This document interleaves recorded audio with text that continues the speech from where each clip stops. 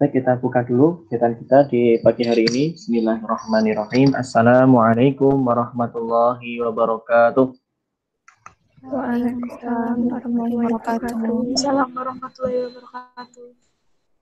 Alhamdulillahirabbil alamin. Segala puji bagi Allah Subhanahu wa taala yang telah memberikan nikmat kepada kita sehingga kita bisa berkumpul kembali di media Google Meet bersama-sama melanjutkan kuliah kita terkait dengan statistika. Mudah-mudahan semuanya dalam kondisi sehat walafiat. Semua urusan dimudahkan oleh Allah sehingga semua aktivitas kita hasilnya adalah yang terbaik untuk kita semua. Baik teman-teman sekalian, pada kesempatan hari ini kita akan mempelajari materi baru ya terkait dengan uh, estimasi parameter ya dan juga pengujian hipotesis. Materi sudah saya upload di Bisma termasuk juga rekaman dari kuliah di kelas sebelumnya ya. Dan ini juga kita rekam ya. Baik, kita mulai dulu. Oke, saya full screen. Slide-nya berpindah ya. Berpindah, Pak. Oke, takutnya malah nggak berpindah. Baik, kita mulai. Jadi materi pertama adalah estimasi parameter. Nah, di sini yang perlu kita pahami bersama, yang pertama maknanya dulu. Apa itu estimasi? Jadi estimasi itu adalah taksiran. Nah, yang diestimasi tentunya adalah parameter populasi. Nah, di sini yang perlu kita pahami, kenapa kok kita butuh teknik estimasi? Karena memang populasi itu jumlahnya sangatlah besar secara umum. Nah, sedangkan dalam penelitian kita umumnya menggunakan data sampel. Kenapa kok tidak populasi? Karena untuk menggunakan populasi butuh mungkin biaya lebih banyak, kemudian energi butuh banyak, waktu juga lebih banyak. Maka di sini kita menggunakan statistik sampel ya, statistik sampel sebagai estimator. Nah, apa yang diestimasi tadi adalah parameter populasi, baik itu parameter rata-rata, parameter ragam atau variasi, dan juga parameter dari simpangan baku. Nah, tentunya teman-teman sekalian, kita akan mengenalkan juga beberapa prosedur tertentu untuk melaksanakan estimasi tersebut. Nah, di sini adalah suatu gambaran ya, di slide berikutnya ya. Jadi ini adalah suatu gambaran tadi, jadi populasi itu ukurannya sangatlah besar, sangatlah besar. Kemudian kita ambil sampel secukupnya ya. Kemudian kita mendapatkan data terkait dengan statistik. Nah, di sini setelah kita mendapatkan data statistik, maka kita coba untuk menyimpulkan ya dengan uji statistik untuk mendapatkan gambaran terkait dengan parameter populasi. Nah, ini sebagai contoh, misalkan ya ini jadi gambaran sebelumnya ya namanya populasi itu pasti jumlahnya besar ya, kita ambil sampel sedikit. Nah, sampel ini kita olah, ternyata rata-rata sampelnya itu adalah 50. Kemudian dengan prosedur estimasi, misalkan kita menggunakan alfa 5% ya, sehingga confidence interval kita atau tingkat keyakinan kita itu menjadi 95%. Nah, akhirnya apa? Setelah diolah ternyata rata-rata untuk populasi itu kisaran 40 sampai dengan 60. Itu ya. Nah, berikutnya ternyata kita ada dua cara ya. Ada cara dua untuk menduga parameter. Nah, jadi pertama adalah point estimation atau pendugaan titik. Yang kedua adalah interval estimation atau pendugaan interval. Nah, di sini gambarannya teman-teman, jadi yang namanya statistik sampel ketika point estimation, maka kita punya titik ya, nilai tertentu, kemudian dengan menggunakan ala analisis statistik, kemudian kita mendapatkan parameter populasi juga berupa titik ya, dari titik ke titik. Nah, ini. Nah, berikutnya kalau jenisnya interval estimation atau penduga interval, kita punya data statistik sampel ya berupa titik, kemudian kita lakukan pengolahan mendapatkan interval terkait dengan parameter populasi. Jadi di sini ada batas bawah, batas atas atau interval. Nah, di sini misalkan ya, jadi kita punya data dari sampel yang kita ambil, mungkin data rata-rata, ada variansinya, atau simpangan bakunya, atau beda dua rata-rata ketika dua sampel yang diambil.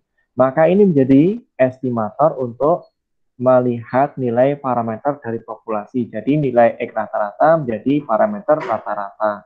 Kemudian statistik variansi menjadi parameter variansi ya, dan seterusnya. Jadi intinya data statistik ya, data sampel kita gunakan untuk mendeskripsikan nilai parameter dari populasi. Nah, terkait dengan interval ya teman-teman sekalian, interval estimasi. Jadi nilai estimasi untuk yang interval itu adalah ada plus minusnya, jangkauan. Jadi ada batas terbatas bawah, ada batas atas. Nah, di sini dalam prakteknya pendugaan tunggal yang terdiri atas satu angka itu terkadang tidak memberikan gambaran mengenai berapa jarak atau berapa selisih nilai penduga tersebut terhadap nilai sebenarnya. Nah, di sini teman-teman, hal ini kenapa? Karena hal ini didasarkan atas pertimbangan bahwa suatu nilai dugaan itu tidak mungkin dapat dipercaya 100% ya. Kalau misalkan ke 100%, maka tidak butuh yang namanya pengujian. Sini ya. Jadi alfanya tidak mungkin 0 ya. Pasti ada 1%, setengah persen, 5%, dan seterusnya. Kalau sudah 100% yakin kita, maka tidak dibutuhkan pengujian lagi. Nah, di sini teman-teman, tadi sudah kita singgung. Jadi pendugaan interval itu menunjukkan pada interval berapa suatu parameter populasi itu akan berada. Jadi dibatasi dua nilai, nilai batas bawah dan nilai batas atas. Nah, di sini gambaran misalkan nilai estimasi titik itu adalah theta, ya, theta. Kemudian dengan teknik tertentu, ya, maka estimasi intervalnya adalah plus minus delta theta. Jadi ada plus minusnya, ya, atau simpangannya.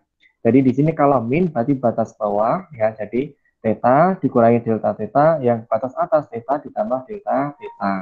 Sehingga nanti intervalnya menjadi nilai istilahnya theta min delta theta sampai dengan theta plus delta theta. Tuh. Nah, di sini teman-teman ada beberapa asumsi ya. Di sini kita akan melakukan pengestimasian yaitu nilai rata-rata ya, nilai rata-rata parameter rata-rata dari populasi dengan ketentuan nilai sigmanya. Sigma itu adalah simpangan baku ya, simpangan baku diketahui. Nah, di sini asumsi yang harus dipenuhi pertama, standar deviasi populasi diketahui ya, sigmanya berapa, kemudian populasi berdistribusi normal, dan misalkan kok tidak normal, maka kita tambahkan sampel yang lebih besar. Maka ketika ini sudah terpenuhi, maka untuk melihat atau mengestimasi nilai parameter rata-rata populasi, maka rumusnya yang bawah ini. Jadi X rata-rata, ya, statistik rata-rata dikurangi Z alfa per 2, sigma dibagi akar N. Batas atasnya rata-rata sampel ditambah Z alfa per 2, sigma dibagi akar N. Nanti kita kasih contohnya. Nah, berikutnya teman-teman sekalian. Nah, di sini confidence interval ya, yaitu untuk parameter rata-rata populasi dengan sigma atau simpangan baku tidak diketahui. Nah, di sini untuk nilai sampelnya yang diambil ya, itu lebih dari 30 ya, N lebih dari 30, kemudian distribusinya normal. Kalau tidak normal, maka kita solusinya gunakan sampel yang lebih besar. Persis ya, di sini rumusnya. Kalau kondisi seperti ini, masih kita menggunakan distribusi normal Z. Rumusnya yang bawah ini ya. Jadi parameter rata-rata populasi, batas bawahnya X rata-rata, ya, min Z alfa per 2, S dibagi akar N. Ini S itu simpangan baku dari sampel, ya. Batas atasnya X rata-rata plus Z alfa per 2 kali S dibagi akar N. Ini. Nah, berikutnya, kasusnya adalah masih kita ingin melihat nilai parameter dari populasi ya, populasi dengan sigma tidak diketahui ya. Distribusinya normal, di sini N-nya itu kecil, kurang dari 30, maka estimasi confidence interval parameter untuk rata-rata itu menggunakan distribusi T. Jadi teman-teman harus ingat ya, distribusi peluang kontinu, baik itu Z, T, kemudian C square atau F itu jangan sampai lupa. Maka rumusnya, jadi X rata-rata dikurangi T alfa per 2, jadi setengah alfa ya, derajat kebebasannya atau df-nya atau db-nya atau nolnya itu N-1. Batas atasnya tinggal aja ganti plus ya simbolnya, di X rata-rata plus T alfa per 2 N-1 S dibagi akar N. Ini. Nah, tadi kita sudah menyinggung ya, membicarakan terkait dengan confidence interval. Maka di sini kita harus ingat ya, atau mungkin harus tahu beberapa elemen dari estimasi. Pertama adalah level confidence, yaitu tingkat keyakinan atau tingkat kepercayaan. Jadi, kepercayaan dalam interval yang berisi parameter populasi tidak diketahui itu berapa persen ya? Apakah 95% atau 90% atau 99% dan seterusnya.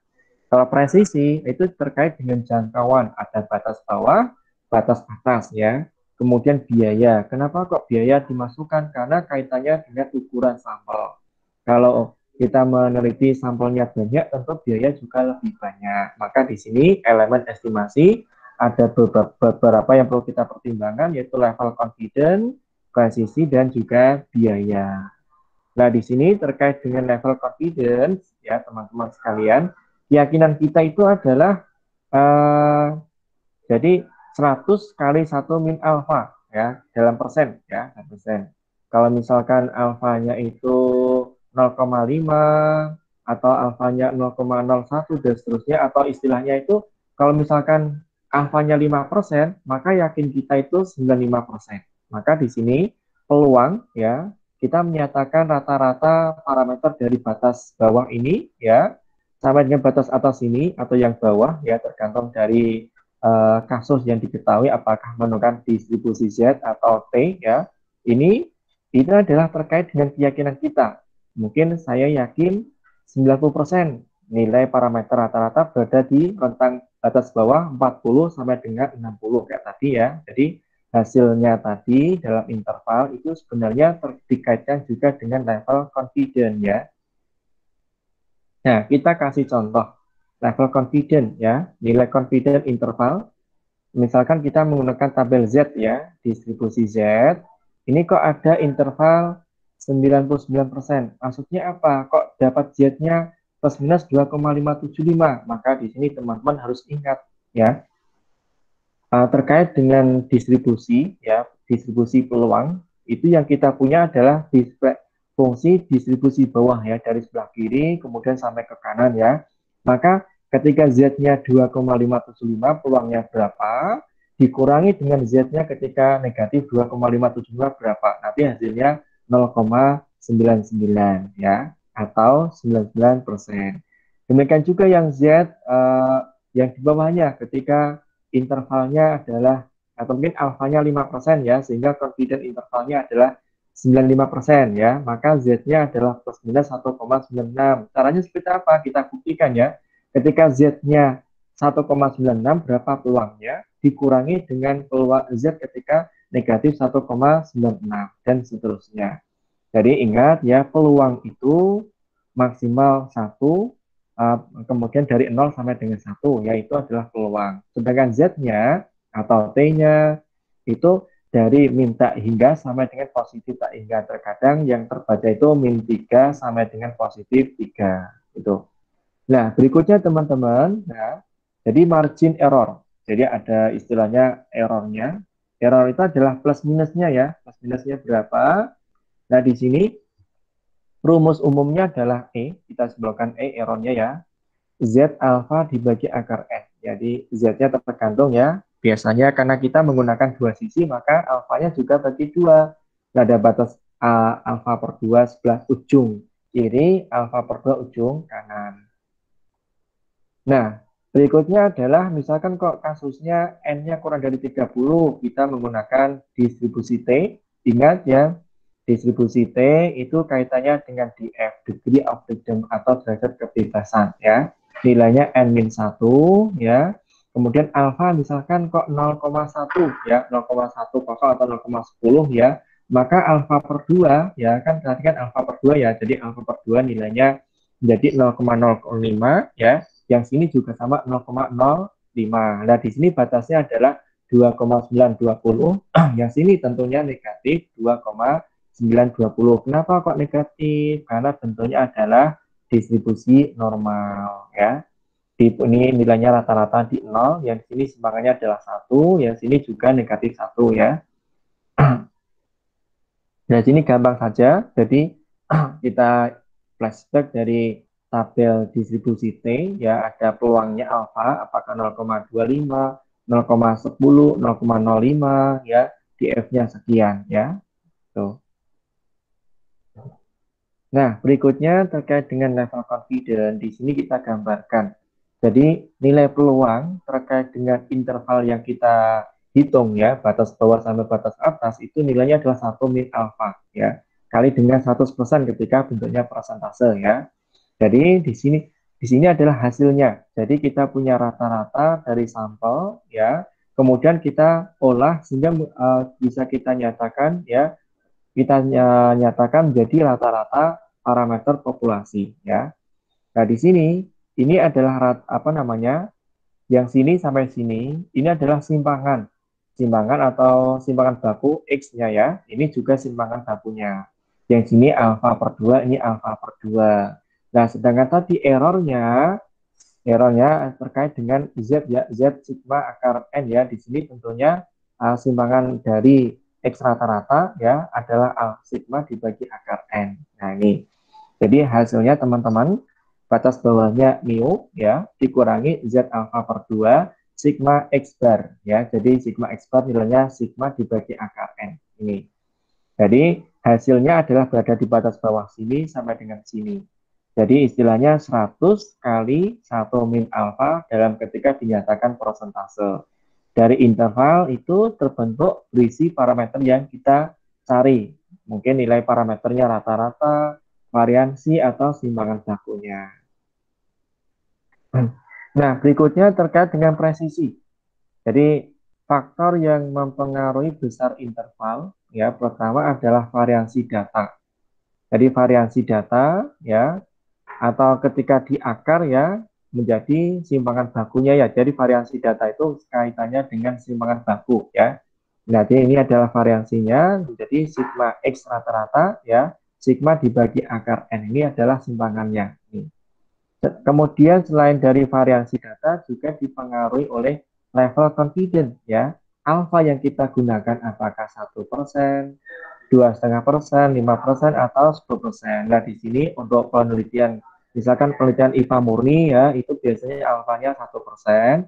Tapi kalau penelitian yang sosial, misalkan pendidikan, itu alfanya rata-rata 5%. Sehingga dari sini kita mendapatkan interval, semuanya itu adalah batas bawah, X rata-rata ya, atau mungkin beta dikurangi Z simpangan ya, sama dengan X rata-rata atau parameter yang dicari ya ditambah dengan Z sigma ya, sigma X bar. Nah, ini simpangan ya, batas bawah, batas atas. Nah, berikutnya teman-teman ya, terkait dengan biaya ini juga kita perhitungkan. Di sini ukuran sampel ya. Jadi menentukan ukuran sampel untuk rata-rata. Jadi N ya, N sama dengan ini dari sini dasarnya. Jadi margin error ya, dasarnya dari margin error, atau E sama dengan Z sigma dibagi akar N. Sehingga kedua sisi dikuadratkan, pindah ruas, ketemu jumlah sampelnya sekian ya. N sama dengan Z kuadrat sigma kuadrat dibagi error kuadrat. Nah, nanti biar lebih paham, nanti kita akan berikan contohnya. Nah, di sini teman-teman contoh ya, misalkan terkait dengan pelayanan di suatu restoran atau di suatu tempat makan. Misalkan itu diambil 52 konsumen, ternyata waktu pelayanannya itu rata-rata 181,3 detik. Jadi semenjak kita pesan, ya, diserahkan kepada restorannya sampai kita tunggu ya, makanan datang itu sekitar 181,3 detik. Jika standar deviasi dari semua layanan, jadi populasi semua layanan ya, 82,2 detik, berapa estimasi mean populasi untuk tingkat kepercayaan 95% ya. Jadi rumusnya ini, jadi rata-rata yang kita cari parameter ya, parameter populasi rata-rata, batas bawahnya X rata-rata dikurangi Z alfa per 2 sigma dibagi akar N, batas bawahnya di X rata-rata plus Z alfa per 2 sigma dibagi akar N. Nah, di sini teman-teman tinggal dimasukkan saja 181 masuk ya. Z-nya tadi ya. Ini kan alfanya adalah 5% ya, 5%. Maka tadi ada Z-nya ya, 5% tadi. Nah, ini ya 1,96 ya. 1,96 tinggal dimasukkan saja. 1,96 atau teman-teman buka aja tabel yang tabel Z ya, distribusi Z kan juga ada. Alfa, nah ketika peluangnya adalah 0, berarti kalau 5% berarti 0,025 itu berada di Z berapa ya, ujung kiri ujung kanan, karena sifatnya semi itu ya berarti ujung kiri negatif ujung kanan positif ya, tinggal diolah dihitung ketemunya adalah rata-rata pelayanan ya di restoran tersebut berada di kisaran 158,96 sampai dengan 203,64. Ini adalah istilahnya hasil interval kok rata-rata semua pelayanan di restoran ini. Nah, contoh kedua, ini perhatikan teman-teman, sampel random N25. Kalau L-nya kurang dari 230, maka kita menggunakan distribusi T. Nah, dari N25 rata-ratanya 50, standar deviasinya 8. Maka di sini estimasi confidence interval untuk 95% untuk rata-rata di sini. Gunakan rumus ini. Jadi batas bawahnya X bar min T alpha per 2, degree of freedom-nya N-1, kali S bagi akar N. Yang sini plus ya. Dan sama nilainya cuma ini beda tanda. Sehingga dimasukkan semuanya ya. Sehingga mendapatkan data nilainya adalah 46,69 ya, sama dengan 53,30. Jadi ini adalah istilahnya rata-rata dari populasi yang di sini kasus ini ya, populasi yang tadi diambil sebanyak 25 sampel ya. Tuh. Kemudian berikutnya ada pertanyaan, berapa ukuran sampel yang diperlukan mencapai kepercayaan 90% ya. Kebenarannya atau error marginnya ya, plus minus itu error margin adalah 5. Misalkan standar deviasi itu 45, maka gunakan rumusnya tadi ya sudah kita sebutkan, N ya sama dengan Z kuadrat sigma kuadrat dibagi R kuadrat. Tinggal masukkan saja ya. Ini kan 90% ya. 90% itu Z-nya adalah 1,645, tinggal dikuadratkan. Standar deviasinya 45 juga dikuadratkan dibagi dengan R-nya 5, kuadratkan ketemunya 219,2, dibuatkan menjadi 220. Ingat ini terkait dengan pengambilan sampel atau makhluk ya, itu tidak mungkin dibuatkan ke bawah, pasti dibuatkan ke atas ya. Jadi tidak ada istilahnya 219,2 laki-laki, maka dibuatkan menjadi 220 laki-laki. Nah, itu. Nah, berikutnya adalah estimasi parameter ragam atau variansi. Kita gunakan chi-square, rumusnya ini. X kuadrat atau chi-square N-1 ya, dikali dengan variansi sampel ya. Variansi itu S kuadrat dibagi dengan variansi populasi ya. Variansi populasi itu sigma ya, sigma dikuadratkan. Ingat untuk chi-square persis dengan distribusi T, dia terkait dengan derajat bebas, degree of freedom, bisa di F, di V, atau V sama dengan N-1. Nah, sebagai untuk rumusnya, variansi, parameter variansi populasi, batas bawahnya sekian ya, jadi N, jumlah sampelnya min 1, dikali dengan variansi sampel, ya, S kuadrat itu variansi, dibagi dengan chi-square ketika alfanya, untuk alfa per 2, ya, batas atasnya N-1, S kuadrat dibagi dengan chi-square ketika peluangnya 1 min alfa per 2. Ini. Nah, di sini berarti nilai chi-square-nya berapa? Di sini kaitannya peluangnya alfa per 2, ini 1 min alfa per 2, derajat kebebasannya adalah N-1. Nah, teman-teman sekalian, misalkan ini kan kita sudah tahu hubungan variansi dengan simpanan baku ya. Jadi variansi itu sama dengan kuadrat dari simpangan baku, atau simpangan baku itu adalah akar dari variansi. Jadi misalkan ini kalau kita akar, ini kita akar, ini kita akar, ini kita akar, maka menjadi parameter simpangan baku dari populasi. Nah, sebagai contoh ya, nilai berkas IPA diambil sampel ya 10 siswa, nilainya 46,4, 46,1, 45,8 dan seterusnya sampai dengan 46. Nah, di sini perintahnya hitunglah dengan menggunakan interval confidence 95% ya, atau istilahnya alfanya 5%. Untuk rakam di sini berapa? Asumsinya adalah data menyebabkan normal. Maka pertama kita hitung dulu variansinya. Ingat variansi itu teman-teman bisa membuka rumusnya di materi awal, yaitu statistika deskriptif variansi ya. Itu nanti setelah dihitung nilainya 0,286 ya. Variansi kemudian alfanya 5% atau 0,05. Maka di sini dicek menggunakan tabel Chi-square ya, alfa per 2 ya, atau 0,025 X Chi-square-nya. Ketika peluangnya 0,25, derajat kebebasan 9, nilainya adalah 19,023. Misalkan kalau teman-teman ingin membuktikan, kita buka tabelnya. Tabel Chi-square ya, tabel Chi-square. Sudah kelihatan ya? Udah masuk tabel ya ini ya?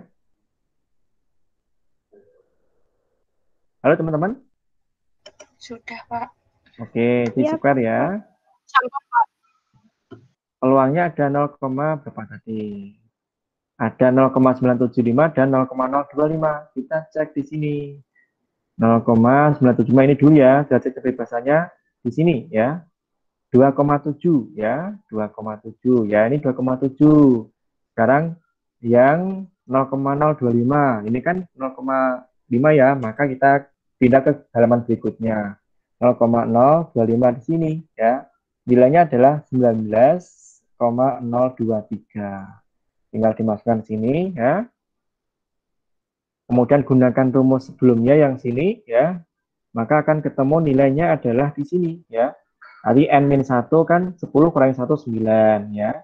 Kemudian simpangan apa? Variansinya, variansi dari sampel ini 0,286 dibagi dengan Chi-square alfa per 2 di sini ya. Ini 19,023 yang sini pembaginya 2,7, ketemu ternyata ragamnya atau variansi dari populasi di SMPX dari nilai prioritas IPA itu adalah 0,135 sampai dengan 0,953. Nih, gampang ya, gampang sekali ini. Baik, berikutnya kita materi berikutnya itu pengujian hipotesis ya. Pengujian hipotesis. Ini saya full screen dulu. Oke. Jadi hipotesis. Jadi teman-teman sekalian, hipotesis itu kaitannya dengan penelitian ya. Jadi apa itu hipotesis statistik? Jadi hipotesis statistik itu suatu anggapan atau pernyataan yang mungkin benar atau tidak terkait dengan populasi ya. Bisa satu populasi, bisa dua atau lebih ya. Nah, rumusan hipotesis itu ada dua bentuk ya. Pertama hipotesis nul, HO, dan juga hipotesis alternatif, simbolnya H1 atau HA gitu. Nah, di sini berikutnya adalah hipotesis nul. Apa itu hipotesis nul? Hipotesis nul itu adalah hipotesis yang akan diuji kebenaran. Nah, di sini dilihat dari kasusnya ya, dilihat dari kasusnya. Jadi, misalkan suatu perusahaan menyatakan produksinya air minum rata-rata adalah 100 ml. Nah, maka itu menjadi H0-nya gitu. Sedangkan hipotesis alternatif adalah hipotesis yang akan diterima jika hipotesis nolnya ditolak. Jadi antara hipotesis nol dengan hipotesis alternatif itu berkebalikan ya gitu. Nah, sebagai contoh teman-teman, jadi misalkan gini ada dua pernyataan HO dan HA. HO-nya misalkan gini, tidak terdapat perbedaan rata-rata kelas A dengan kelas B. Bisa dinyatakan dalam simbol matematis mu A sama dengan UV. Jadi sama. Kalau sama artinya apa? Tidak terdapat perbedaan. Ya, alternatif harus berkebalikan. Kalau ini tidak, maka di sini tidak ada kata tidak. Berarti apa? Terdapat perbedaan. Kalau terdapat perbedaan, baik kelas A sama kelas B, maka mu A tidak sama dengan mu B. Jadi teman-teman boleh dalam menuliskan hipotesis dengan menggunakan pernyataan atau dengan menggunakan simbol. Yang jelas teman-teman harus paham terkait dengan kasus yang akan diuji. Nah, berikutnya teman-teman sekalian, ternyata ada kalau kita belajar yang kemarin ya, terkait dengan bentuk pengujian, fungsi distribusi ya, pengujian di ujung satu ujung, dua ujung ya, atau istilahnya ya, di sini kita pahami ada uji dua sisi, uji satu sisi. Ini katanya dengan dua ujung sama satu ujung ya, apakah sebelah kiri atau sebelah kanan. Nanti kita akan kasih gambaran juga. Nah, di sini pertama kita akan sampaikan uji dua sisi ya. Nah, di sini kata kunci yang perlu diperhatikan uji dua sisi itu H alternatifnya atau H1-nya atau HA-nya itu ada tanda tidak sama dengan. Jadi H0-nya pertama rata-rata 415, yang HA-nya rata-rata tidak sama dengan 415. Ketika dibuat pernyataan, HO, misalkan kasusnya adalah skor TOEFL ya, rata-rata skor TOEFL kelas A adalah 415, mu A 415, atau yang HA rata-rata skor TOEFL kelas tidak 415. Jadi mu A tidak sama dengan 415, bisa lebih, bisa kurang. Ini yang akan diuji. Jadi ini adalah suatu pernyataan ya, suatu pernyataan dari siapa yang mengklaim ya, apakah betul, maka diuji dengan H alternatifnya.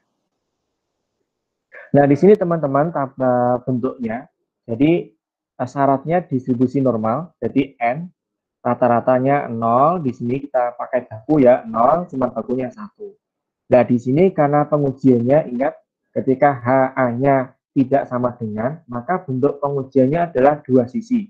Jadi uji dua sisi, ada ujung kanan, ada ujung kiri. Nah, di sini, ini adalah yang tidak diasir, itu namanya acceptance region, ya, yaitu wilayah penerimaan H0.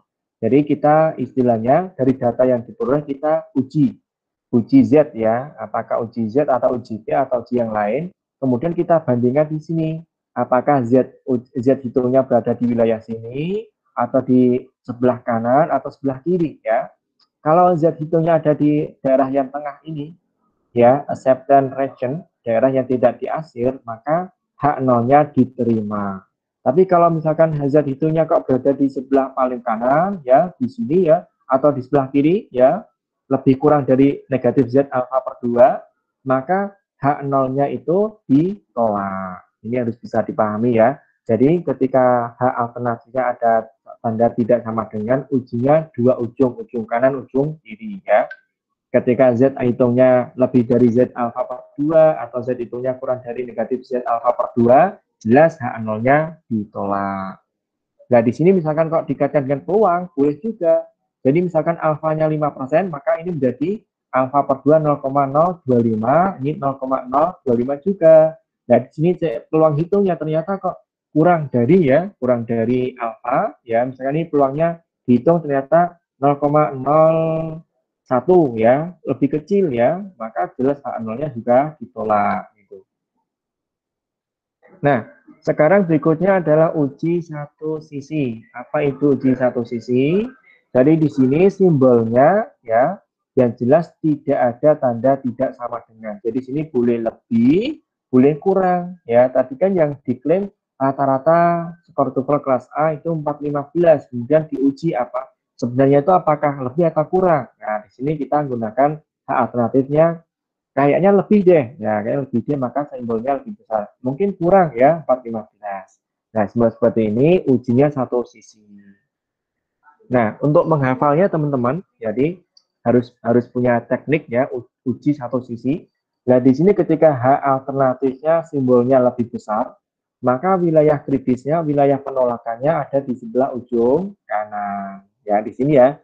Jadi batasnya di sini. Ini Z alfa. Ketika Z hitungnya lebih dari Z alfa, ingat ya, Z itu dari negatif, kemudian ke 0, kemudian positif ya. Di sini batasan alfa ya, alfa 5%, maka di sini peluangnya dari sini sampai sini 95, 0 atau mungkin 0,95 atau 95%, yang sini adalah 5% atau 0,05. Nah, di sini wilayah Z hitungnya di mana ya? Apakah di sebelah sini atau di sini? Gitu. Nah, kalau di sini maka jelas hak nolnya diterima. Kalau di sini ditolak. Nah, yang kedua, ketika hak alternatifnya pakai simbol kurang, ya, simbol kurang, maka hafalannya adalah di wilayah kritisnya ada di sebelah kiri. Maka di sini, ya, apakah ini adalah wilayah kritisnya, wilayah penolakan. Ini. Nah, daerah kritis maka kita kasih contoh, ya, apakah pengujiannya satu sisi atau dua sisi. Jadi di sini adalah wilayah penerimaan, di sini wilayah penolakan yang di akhir ya. Nah, di sini kita kasih gambaran level of signifikansi alfa. Apakah 0,10 ya? Ini 0,10 itu berarti 10%. 0,05 ya, artinya kalau di sini adalah 0,5 ya, 0,5 ya. Apakah 0,01? Apakah 0,005 ya? Di sini ya. Ini adalah istilahnya alfanya itu 0,10 ya, 0,10 berarti 10% ya, 10%, ini 5%, ini 1%, ini 0,5%. Nah, di sini ada wilayah critical values of Z or one tiled test. Artinya apa? Ini adalah satu sisi. Satu sisi, alfanya 0,10, maka Z-nya itu min 1,28 atau positif 1,28. Apakah tergantung apakah ujinya uji satu sisi sebelah kanan atau sebelah kiri ya, perlu diperhatikan kasusnya. Nah, kalau dua sisi, maka alfanya tadi itu dibagi dua. Alfa misalkan ini nilainya adalah kalau di sini alfanya 5% ya, 5%, maka di sini 2,5% di ujung kanan, 2,5% di ujung kiri. Jadi dibagi dua, Z-nya adalah dari sini 1,96 atau Z-nya negatif 1,96. Ini cuma hafalan ya, ini bisa membantu teman-teman untuk melakukan pengolahan ya. Biasanya kita gunakan tuh ya tergantung soal, kadang alfanya 10%, 5%, 1% atau 0,5%. Kemudian tadi jenisnya apakah two-tiled test atau one-tiled test, gunakan acuannya adalah di sini ya. Kalau kurang ini berarti satu sisi, lebih satu sisi. Kalau ada tanda tidak sama dengan maka dua sisi. Alfanya dibagi dua. Nah, kemudian teman-teman ada kasus, jadi mungkin penghitungan sudah betul ya, tetapi salah dalam penolakan ya, salah dalam penolakan atau penerimaan hipotesis. Jadi di sini jenis kesalahan dalam mengambil kesimpulan akhir dari pengujian hipotesis itu yang pertama adalah penolakan hipotesis nol. Hak nolnya itu ditolak padahal harusnya betul ya, atau menerima hak nol padahal hak nol itu salah ya. Ini tergantung ya, ini kenapa? Karena dia menganalisis kan manusia, jadi manusia itu tidak lepas dari salah, ngitungnya sudah betul karena kurang teliti, harusnya hak nol ditolak tapi malah diterima, atau hak nolnya diterima tapi malah hak nolnya ditolak di sini ya. Jadi ada dua jenis, tipe pertama, tipe kedua. Nah, sekarang prosedurnya bagaimana melakukan pengujian? Pertama, kita tuliskan dulu hak nolnya. Kedua, HA-nya, alternatif HA atau H1. Antara H0 dengan H1 ini saling berkebalikan. Kemudian memilih taraf keberhadiran, ya taraf signifikansi, apakah 1%, kemudian 5% atau 10%. Terkadang beberapa soal kasus itu disebutkan. Tapi secara umum penelitian sosial atau pendidikan itu alfanya 5% ya. Kemudian setelah itu pilih uji statistik yang sesuai, apakah uji T, apakah uji Z ya, apakah uji Chi-square, apakah uji F dan seterusnya. Kemudian menentukan kriteria keputusan ya, apakah T hitung dibanding T tabel, apakah lebih besar atau lebih kecil dari T tabel. Nah, intinya adalah tadi ya, di dua sisi, satu sisi dalam pengujian ya. Ketika tidak sama dengan maka ya pengujiannya dua sisi. Ketika lebih dari maka ujung kanan yang ditolak wilayah kritisnya. Kalau kurang dari itu wilayah kritisnya sebelah kiri. Kemudian dihitung ya, dihitung berapa nilai uji statistiknya, kemudian dibandingkan dengan tabelnya atau kriteria keputusannya, kemudian ditarik kesimpulan. Nah, biar paham, maka di sini kita kasih gambaran. Jadi hipotesisnya bisa memilih yang ini ya, bisa tidak sama dengan, bisa lebih dari ya, bisa kurang dari ya di sini. Nah, ujinya kalau nggak Z ya T. Ketentuannya apa? Sigmanya diketahui menggunakan uji Z ya. Sigma itu simpanan baku. Kalau uji T itu simpanan baku dari populasi tidak diketahui, tapi yang diketahui adalah nilai simpanan baku dari sampel. Nah, di sini kalau tidak sama dengan maka H0-nya ditolak ketika Z-nya, ini Z hitung ya, Z hitung kurang dari negatif Z alfa per 2, atau Z hitungnya lebih dari Z alfa per 2, atau menggunakan uji T yang ini juga sama ya. Yang tipe kedua lebih besar, maka ujung kanan Z hitung lebih besar Z alfa. Atau T hitung lebih besar T alfa, derajat lebih besar N-1. Kalau HA-nya ada tanda tidak ada tanda kurang, maka sebelah kiri semakin ke kiri, jadi T kurang dari negatif ya, atau Z hitung kurang dari negatif Z-nya. Nah, di sini kita kasih gambaran. Jadi kasus yang pertama tanda tidak sama dengan itu T hitungnya atau Z hitungnya berada di daerah di aset di sini. Apakah di sebelah kiri yang sini atau sebelah kanan di sini? Yang jelas nilai hitungnya tidak masuk di sini ya, itu berarti wilayah penolakan H0. Kasus kedua, tandanya lebih besar, maka daerah kritisnya di sebelah kanan di sini ya. Kalau di sini kurang dari, maka sebelah kiri. Ini sebagai tambahan harus biar benar-benar paham ya. Nah, sekarang kita terapkan pada kasusnya. Nah, di sini kasus yang pertama adalah pengujian satu populasi, kemudian kita ambil sampelnya, ukuran tertentu ya. Kemudian sampel ini kita gunakan untuk menyimpulkan populasi ini ya. Jadi rata-rata ini kita belum tahu, tapi kita ambil sampel sekian ya. Kemudian kita sebutkan nilai rata-rata ini berlaku untuk populasi atau populasi diketahui ya.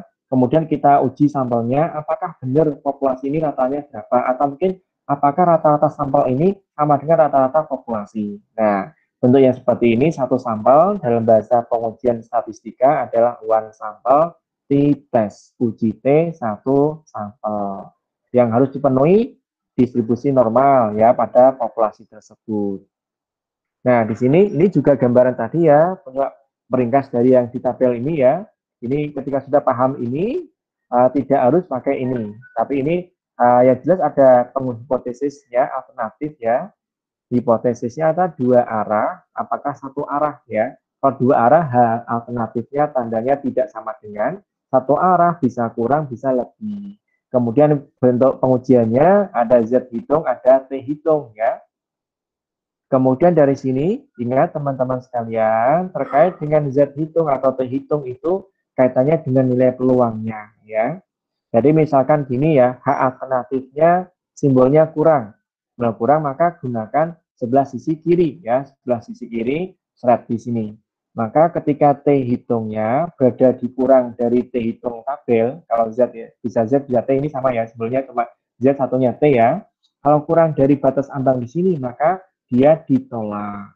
Atau alfa peluangnya berapa kan?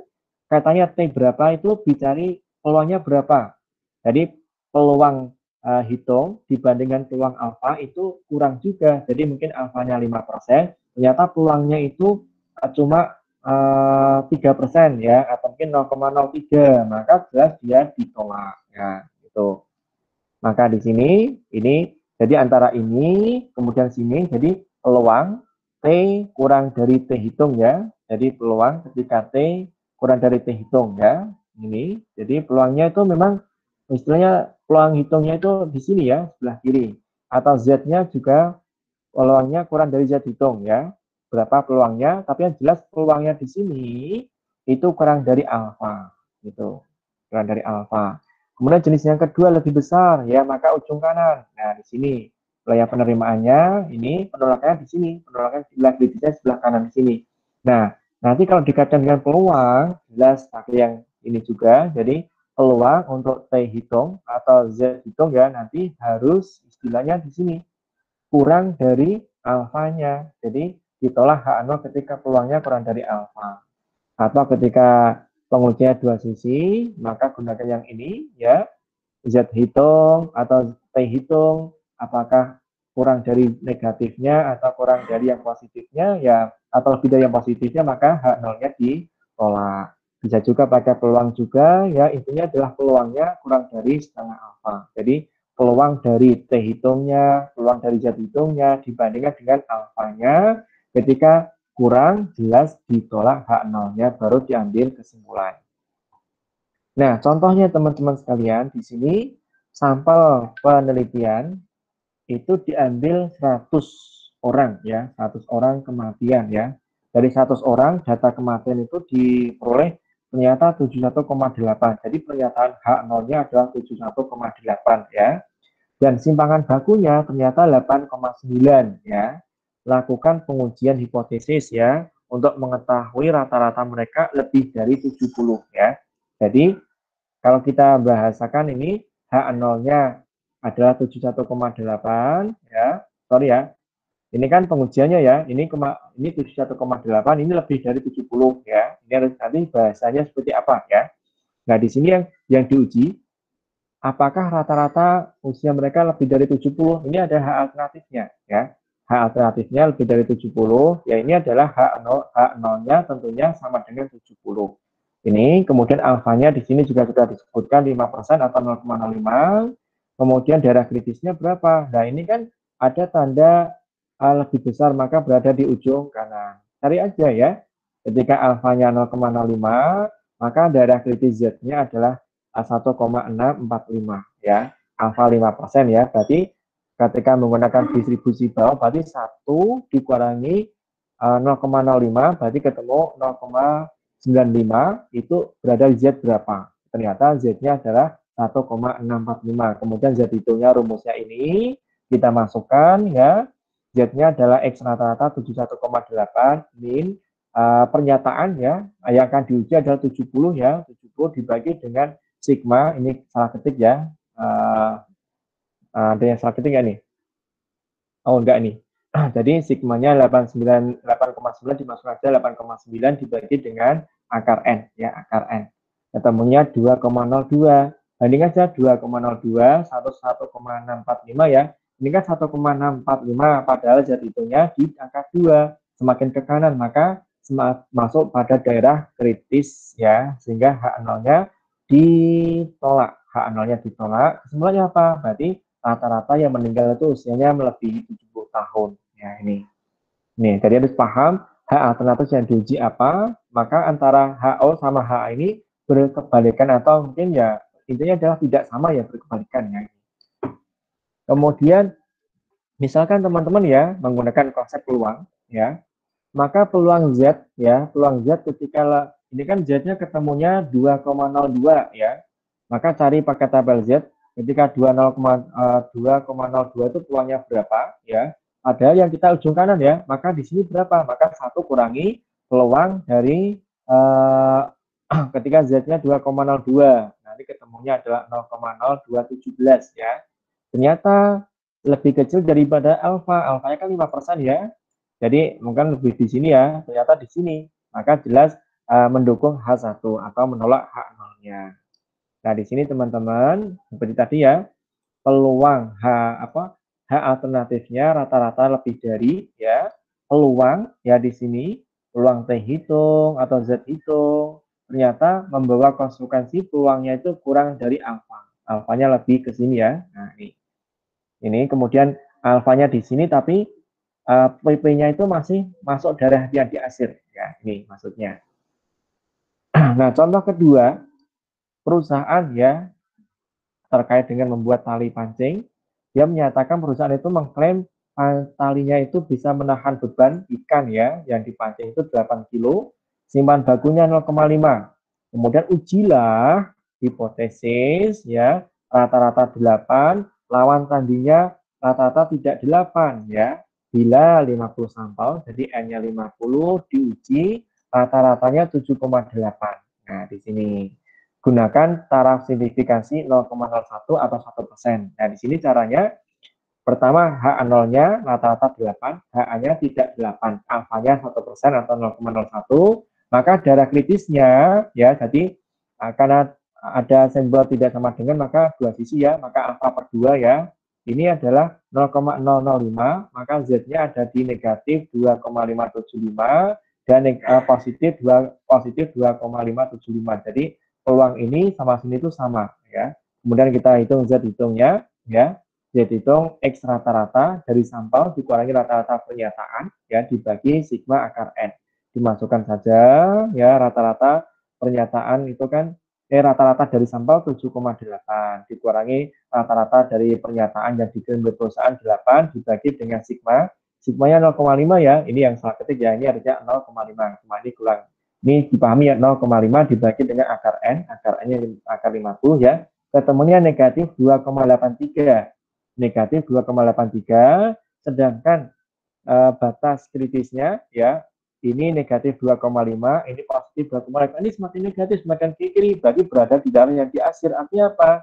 Berada di darah, apa namanya, ini berada di luar H0 diterima. Sehingga berada di luar ini ya, ini wilayah H0 diterima, di sini berarti H0-nya ditolak. Ya, jadi H0 ditolak, sehingga mendukung ya, bukan 8. Artinya apa? Di data kok malah kurang ya, kurang dari 8. Kenapa? Karena dari sampel yang diuji itu nilainya 7,8. Nah, bisa juga menggunakan tadi ya, menggunakan peluang. Jadi Z-nya, tadi kan ketemu Z itu negatif 2,83 ya. Maka peluangnya Z ketika negatif 2,83, tarik peluangnya adalah 0,0023 di sini peluangnya ya. Nah, di sini ujung dua sisi kan, ini 0,023, ini 0,023 ya. Sehingga dijumlahkan ketemu 0,0046 ya. Padahal alfanya adalah 1% atau 0,01 ternyata lebih kecil lagi sehingga mendukung untuk H1 sehingga H0-nya memang ditolak. Nah, berikutnya teman-teman contoh berikutnya. Jadi ini pengujian oleh pemerintah terkait dengan boleh tidaknya suatu kendaraan baru beroperasi. Ternyata batas maksimal yang ditentukan oleh pemerintah itu tidak batas maksimal atau kurang sama dengan 50 ya. Jadi kadar CO yang dikeluarkan oleh kendaraan itu maksimal adalah 50 ppm part per million ya. Nah, kemudian pemerintah itu menguji diambillah sampel 20 ya diuji. Ternyata dari 20 itu rata-ratanya 55 ya, ppm-nya 55, variansinya atau ragamnya 4,2. Sekarang kita uji ya dengan taraf signifikasi 5%, apakah perusahaan kendaraan bermotor tersebut boleh memasarkan motornya atau tidak. Nah, di sini prosedurnya H0 ya. H0 kan pernyataan dari perusahaan ya. Apa pernyataan yang diharapkan kurang sama dengan 50 atau batas maksimal 50. Yang diuji itu rata-rata harus kebalikan ya, lebih dari 50. Alfa 5%. Nah, di sini kok pakai T hitung karena N-nya itu kurang dari 30 juga. Kurang dari 30, kemudian simpanan bakunya dari populasi juga tidak diketahui ya, maka T hitung, gunakan uji T hitung. X rata-rata dari sampel yang diambil kurangi rata-rata pernyataan ya, atau yang diizinkan dibagi S bagi akar N. Nah, di sini kita menentukan kriteria keputusan yaitu H0 itu ditolak ketika T hitung lebih besar T tabel. Di sini kan ada simbol lebih besar ya, maka wilayah kritisnya ada di sebelah kanan 1,729 ya. Gampang aja ini ya. Ini kalau kita ingin mengecek ya, alfanya kan 0,05, dB-nya N-1, berarti 19 ya. Nanti kita coba tabel distribusi ya. Nah, ini coba nanti kita tunjukkan. Nah, di sini ada tabel T. Yang diuji adalah 5% ya. 5% dB-nya 19 ya. Nah, ini 5% berarti di sini ya 0,05, dB-nya 19 ya. Nah, di sini 1,729, 1,729. Nah, di sini ya 1,729. Nah, T hitung masukkan aja besarannya rata-rata tadi ya. Rata-ratanya adalah 55 min pernyataan rata-rata 50 dibagi 4,2 bagi lagi akar 20 ketemunya 10,91. Ternyata semakin ke kanan ya 1,7 batas ambangnya, semakin ke kanan lagi berarti masuk daerah penolakan ya. Maka H0-nya ditolak. Kalau H0 ditolak berarti batas berarti kendaraan yang dikeluarkan oleh perusahaan itu lebih dari 50 sehingga tidak boleh beroperasi ya. Sehingga tidak layak memperoleh izin untuk memasarkan mobilnya. Nah, di sini aja teman-teman silakan ya dari T hitung tadi gunakan konsep peluang ya sehingga tentunya peluang dari T hitung lebih kecil daripada alfa. Nanti silakan dicek lagi. Sampai sini ada yang ditanyakan? Halo teman-teman? Belum, Bisa Pak. diikuti ya? Bisa, Pak. Oke, sekarang kita tambahkan lagi materi lanjutannya ya. Oke, materi lanjutan.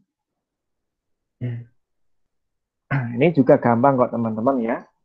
Tadi kan satu sampel, sekarang kita menguji untuk dua sampel. Biasanya dalam mungkin ketika kita skripsi ambil data dua kelas. Kelas pertama metode A, kelas kedua metode B. Ini maka pengujiannya menggunakan dua sampel ya, dua sampel saling dites. Namanya bahasanya independent sampel dites. Jadi kita ingin membandingkan rata-rata dari kelompok ini apakah sama atau berbeda dengan kelompok yang di sini ya. Yang syaratnya pertama memang harus berdistribusi normal. Nah, kalau kasus seperti ini teman-teman, maka pengujiannya bisa uji Z atau uji T ya. Di sini teman-teman tidak usah kaget, rumusnya kok rumit banget ya, tidak usah kaget. Jadi gampang sekali kok. Jadi hipotesisnya secara umum ada tiga jenis ya. Pertama tidak sama dengan, maka pengujiannya dua sisi. Yang kedua ada simbol lebih besar ya, lebih besar itu berarti ujung kanan ya, ujung kanan daerah kritisnya kurang dari ujung kiri ya. Ini.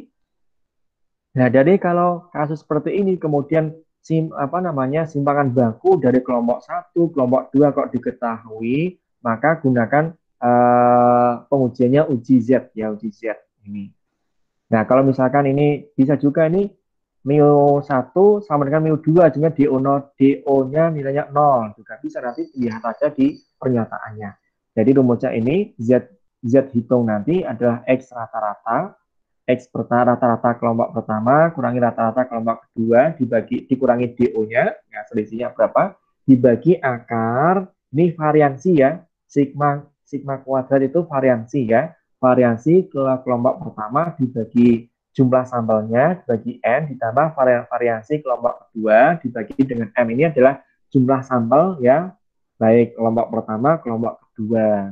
Nah, misalkan ini kan pengujiannya dua sisi ya, karena ada tanda tidak sama dengan, maka di sini jelas kalau semakin Z hitungnya semakin ke kiri, kurang dari negatif Z tabel, atau semakin ke kanan lebih dari Z tabel, maka ditolak ya. Kalau bentuknya lebih besar, maka ujung kanan. Semakin ke kanan lebih besar dari Z tabel, maka juga ditolak.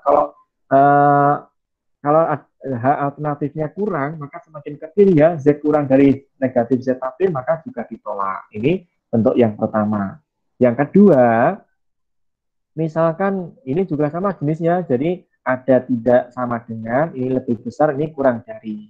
Nah, ada tiga bentuk pengujian ya, atau mungkin gambarnya dua pengujian ya, dua ujung, satu ujung, cuma yang satu ujung itu ujung kanan atau ujung kiri ya. Dari sini sigma simpangan baku kelompok pertama simpangan baku kelompok kedua tidak diketahui tapi diasumsikan sama ya. Maka ujinya adalah uji T. Jadi rumusnya kita modifikasi ya, jadi rata-rata kelompok pertama min rata-rata kelompok kedua dikurangi DO-nya dibagi akar SP kuadrat. Ini adalah simpangan baku gabungan ya.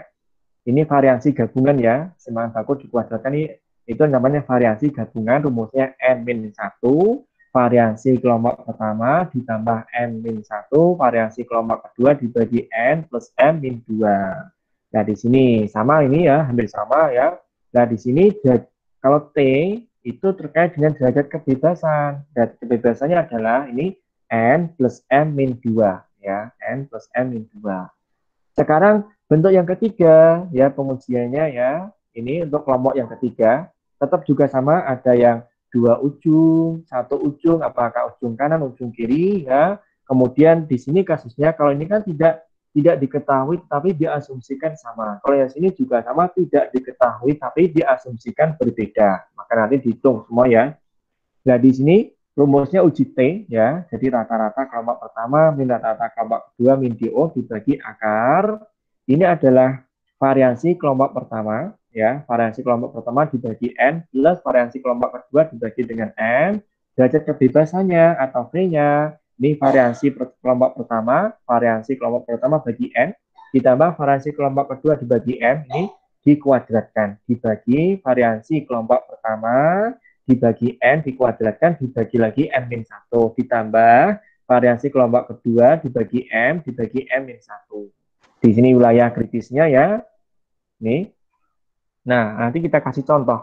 Nah, di sini contohnya teman-teman, di sini kita ambil contoh, misalkan gini, ada dua perusahaan, perusahaan A dan B, dia menghasilkan atau menghasilkan produk terkait dengan kertas karton, ya, ke kualitasnya. Ya, jadi dua perusahaan kertas karton saling mengklaim bahwa produknya lebih baik, ya. Maka untuk mengetahuinya kita uji masing-masing dari produksi perusahaan A sama B diambil 10. Kemudian dikasih beban, apakah bisa menahan beban itu atau tidak. Bebannya ini 30, 35 sampai dengan 40, yang sini kalau perusahaan B 50, 60 sampai 55. Pertanyaannya, hitunglah rataan, rata-rata sini ya, ragamnya berapa, kemudian ujilah karton produksi mana yang lebih kuat dengan asumsi ragam kedua populasi berbeda. Ingat, ragam populasi berbeda, taraf signifikansinya 10%. Maka kalau seperti ini, maka gunakan rumus ini ya, karena populasi tidak diketahui, tapi diasumsinya tidak sama juga ya, asumsinya berbeda juga. Maka pertama, rata-rata gampang ya, jumlah sampelnya berapa, ya apa jumlah data dibagi jumlah masing-masing data nilainya berapa bagi jumlah data. Ini juga sama, ketemunya sekian 42,5 sama 56,5. Ya sini variansi atau ragamnya, ini dibuka lagi rumus yang statistika deskriptif dulu ya. Jadi variansi sampel N kali sigma XI kuadrat min sigma XI dikuadratkan dibagi N kali N min 1. Dan tinggal aja dimasukkan. Jadi N-nya kan 10 ya, kemudian sigma XI, sini adalah sigma XI kuadrat, jadi masing-masing ini 30 kuadrat, 35 kuadrat, dan semuanya dijumlahkan, nanti ketemunya 19.025 ya, kemudian dikurangi ya, ini agak berubah dikit ya, ini maksudnya dikurangi ya, sigma XI dikuadratkan, jadi ini dijumlahkan 30 tambah 35, kemudian dikuadratkan, dibagi 10 kali 9 ketemunya 106,9. Yang bawah juga sama hasilnya, prosedurnya sama hasilnya 66,94. Kemudian di sini kita akan melakukan pengujian hipotesis, prosedurnya H0-nya sama H1 seperti apa. Yang di sini adalah dan jelas kita ingin melihat apakah berbeda ya perusahaan A sama B dalam menghasilkan kualitas karton. Maka kalau bahasa matematisnya ya mu 1 sama dengan mu 2 ini H0-nya, Mi1 tidak sama dengan Mi2, ini H alternatifnya. Nah, di sini kita gunakan rumus yang tadi, T hitung ya. Di sini kan istilah DO ya, DO-nya adalah 0 ya, selisihnya ya. Di sini masukkan saja ya, rata-rata kelompok kedua min kelompok 1 ya, dibagi dengan ini ya, variansi kelompok kedua dibagi N2 ya, ditambah dengan variansi kelompok pertama dibagi N1 atau N, ini N bisa M ya, simbol yang penting kita paham maksudnya. Dimasukkan semua, ketemu T hitungnya 3,36 ini. Kemudian derajat kebebasan juga sama ya, dimasukkan semua ya, ini masukkan ketemunya adalah 17,10 atau 17 dengan T tabel, ternyata T hitungnya adalah ini, T tabelnya ketika peluang taraf signifikannya 10%, berarti nanti alfanya adalah setengahnya ya, berarti 0,05, ujung kanan, ujung kiri ya. Ingat ini kan H alternatifnya kan simbolnya tidak sama dengan, maka pengujinya bisa dua ya, semakin ke kiri atau semakin ke kanan. Nah di sini simbolnya T hitungnya semakin positif ya, positif, T ambangnya 1,7 ya, 1,7, maka semakin ke kanan, berarti H0-nya itu ditolak, artinya kualitas karton yang dihasilkan perusahaan A dan B itu berbeda. Nah, mana yang lebih bagus? Ya, dilihat dari rata-ratanya. Rata-ratanya adalah 56,5, ini lebih kuat. Berarti perusahaan B lebih bagus. Ya, berarti perusahaan B lebih kuat. Itu. Nah, sekarang kasus berikutnya. Kadang kita ini menggunakan satu sampel, datanya berpasangan, mungkin data pretest sama post test. Jadi satu siswa dia menghasilkan data pretest sama post test itu berpasangan ya, bisa juga tinggi badan dari anak sama orang tua kan itu kan berkaitan ya, maka pengujian seperti ini sampelnya berpasangan namanya pilot test. Jadi kita ingin menghitung sampel yang berpasangan itu apakah rata-rata sama atau tidak gitu ya. Nah, ini adalah ringkasan hipotesisnya apakah ujinya dua sisi, satu sisi ya, ujung kanan atau ujung kiri ya. Kemudian ujinya uji T, ini W rata-rata ya, rata-rata W bar ya dibagi SB dibagi akar N. Jadi W bar ini adalah rata-rata data perpasangan selisihnya ya, selisihnya. Jadi WI adalah X1 min X2 atau X2 min 1, X1 ya, SB semaran bakunya. Nah, persis dengan tadi ketika H alternasinya ada tanda tidak sama dengan, maka di sini juga ada sebelah, artinya sebelah kiri atau sebelah kanan ya. Kalau semakin ke kiri ya, semakin ke kiri kurang dari T tapil ya ditolak, atau semakin kanan lebih dari T tapil juga ditolak. Kalau di sini lebih besar ya, maka ya wilayah kritisnya di sebelah kanan, kurang dari sebelah kiri ya. Nanti kita kasih contohnya. Jadi formatnya seperti ini, data pasangan itu tambal X1, X2, datanya sekian-sekian, kemudian cari W. W itu adalah selisih dari data pertama, data kedua, atau data kedua dengan data pertama ya. Nah, contohnya kita ingin menguji apakah tinggi anak sama tinggi ayah itu sama atau berbeda ya. Jadi X ini Y, ini adalah ibaratnya X1, X2. Maka kita cari W ya. W ini adalah 158 kurangi 161 ya, pakai Excel ketemunya min 3. Yang sini ini W kuadrat ya. Ini karena kita mencari dengan istilahnya ada variasi sama simpangan ya, simpangan baku ya, maka butuh data W kuadrat ya. Maka ini 9 adalah sama dengan min 3 dikuadratkan, ketemu tarik ke bawah sampai sini ketemu, kemudian dijumlahkan sama dengan sum, perlu buka tidak di sini enter ketemu 8, ini tarik lagi di sini ketemu 106. Nah, kemudian hipotesis yang diuji adalah ini. Jadi bahasa matematisnya mu w tidak sama dengan 0. Artinya apa? Tidak ada rata-ratanya tidak sama ya, rata-rata tidak sama ya. Karena tidak sama dengan ya. Maka di sini langkah pertama tarik dulu rata-rata. Rata-ratanya adalah 0,8 dari mana? Ya dari sini. 8 dibagi dengan jumlah data yaitu 10 ya. Ketemu 0,8 semua bakunya adalah rumusnya akar sigma x i kuadrat min sigma x dikuadratkan dibagi n ya. Kemudian dibagi n min 1. Jadi ini maksudnya datanya tadi ya. Yang sini ya. Ini cuman apa? Ini anggap aja kita mencari nilainya dari data ini berapa sih simpangannya ya. Maka kita butuh x dikuadratkan tadi ya. Nilainya 106 dikurangi sigma x ya. Tapi ini kan sigma x dijumlahkan dulu baru dikuadratkan, kan berapa ya? 8 dikuadratkan dibagi 10 bagi lagi n-1 bagi 9 ya, ketemunya akar dari 11,07. Maka T hitungnya W rata-rata dibagi SW dibagi akar N. Masukkan saja ya 0,8 dibagi akar dari 11,07 bagi 10 ya. Bagi 10 ketemunya 0,762. Nah, di sini wilayah pengujian H1-nya itu tandanya tidak sama dengan, maka ada dua sisi, ujung kanan, ujung kiri. Nah, di sini T hitungnya 0,7, padahal batas ambangnya 2,26 ya. 2,26, apakah di kirinya atau di kanannya. Ternyata kalau dibandingkan 0,7 ya, 0,7 kan positif ya, di sini 2,26 ini negatif 2,26, maka berada di daerah yang di sini, yang tidak diakhir. Artinya apa? Hak nolnya diterima. Berarti tidak ada perbedaan antara tinggi anak pertama dan ayah. Ini gampang sekali ya. Baik, ini untuk kuliah hari ini, ada yang mau ditanyakan?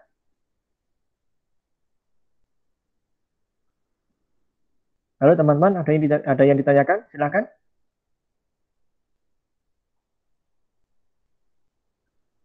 Bisa diikuti ya.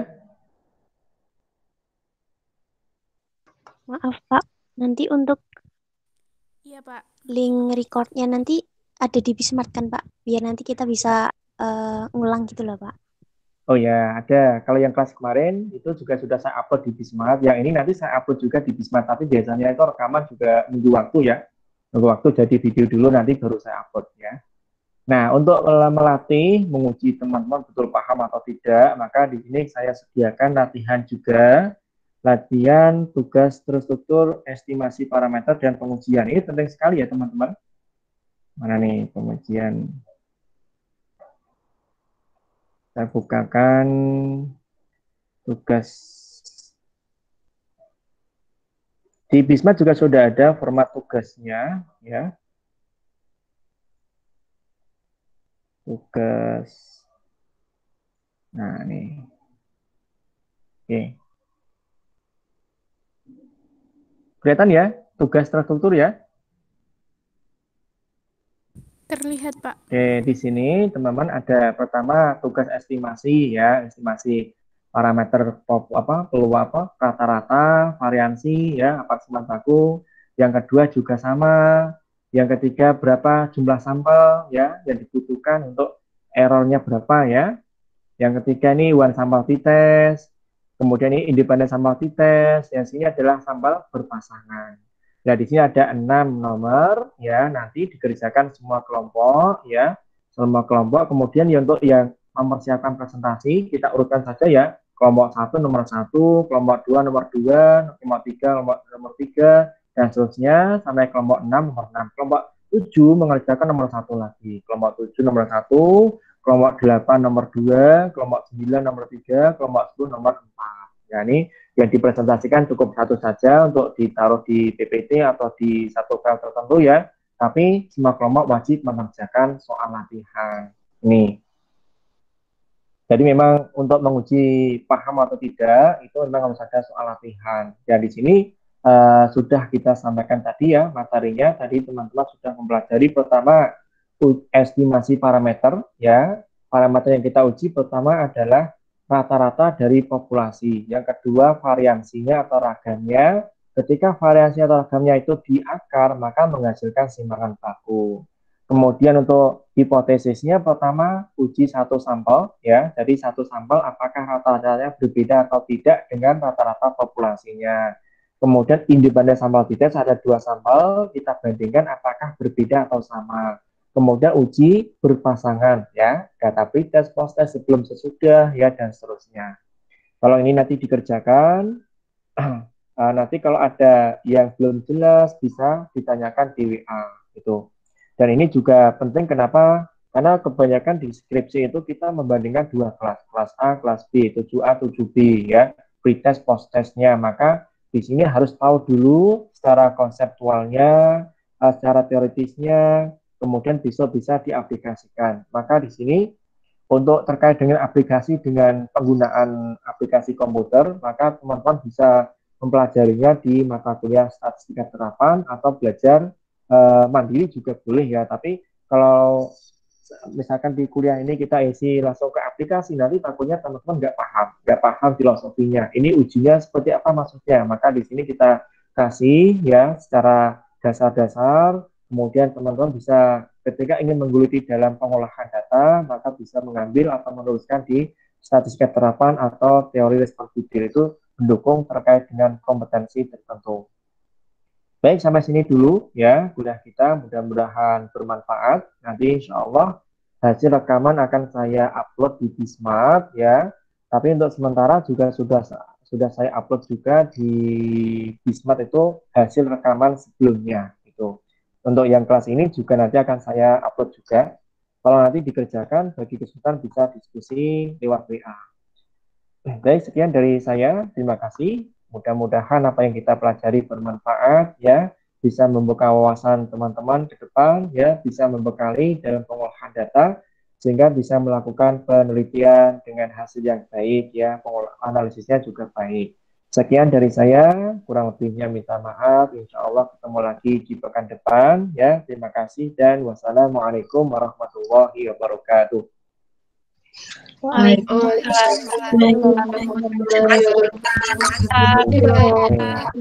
Ya, sama-sama. Waalaikumsalam warahmatullahi wabarakatuh. Ini rekaman otomatis langsung di drive-nya Siti ya, tapi nanti